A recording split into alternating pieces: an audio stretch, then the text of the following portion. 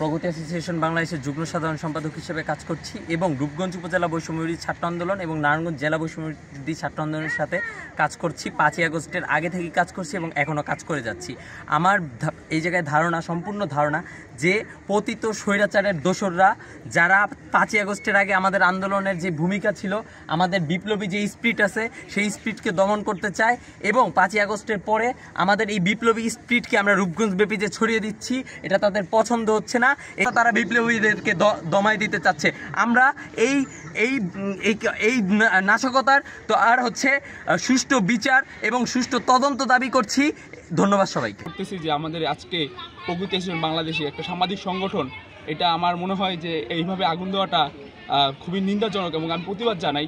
এবং আমাদের রিসেন্টও আমরা বৈষম্য ছাত্র আন্দোলনের বিভিন্ন কর্মসূচিতে আমাদের বিভিন্ন কেন্দ্রীয় সমন্বয়ক যারা ছিল, মেহরাব হোসেন, সিবাত ভাই এবং মুনাপু, ওরা আমাদের রূপগঞ্জে এসেছিল এবং ওই কর্মসূচিগুলো সম্পূর্ণটা আমরা ডিল করেছিলাম। এবং তারা আমাদের এখানে বৈষম্য ছাত্র আন্দোলনের তেমন কোনো অফিস না থাকার কারণে আমাদের মনে হচ্ছে যে এখানে আমাদের প্রগতি অ্যাসোসিয়েশন বাংলাদেশটাকে টার্গেট করে তারা আগুন দিয়েছে। আর এটা শুধু আগুনটা যে একমাত্র বৈষম্যবিরোধী ছাত্র আন্দোলনের মধ্যে পড়েছে তা কিন্তু না, এটা কিন্তু একটা সামাজিক সংগঠন। আমরা অনেক ধরনের সামাজিক কাজ করি। আমরা বন্যা ত্রাণ থেকে শুরু করে প্রত্যেকটা শীতবস্ত্র দেওয়ার বিভিন্ন কর্মসূচি আমরা রিসেন্টলি নিচ্ছিলাম এবং আমার শিক্ষা প্রত্যেকটা সেক্টরে আমরা কাজ করার জন্য চেষ্টা করতেছিলাম। তো এই মাদক বিরোধী কাজও আমাদের এখানে ছিল।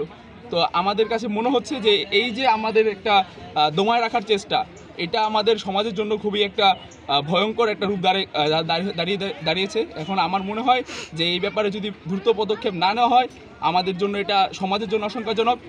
আর আমরা খুবই তীব্র নিন্দা প্রতিবাদ জানাচ্ছি এবং সুষ্ঠু তদন্তের জন্য দাবি জানাচ্ছি। ধন্যবাদ।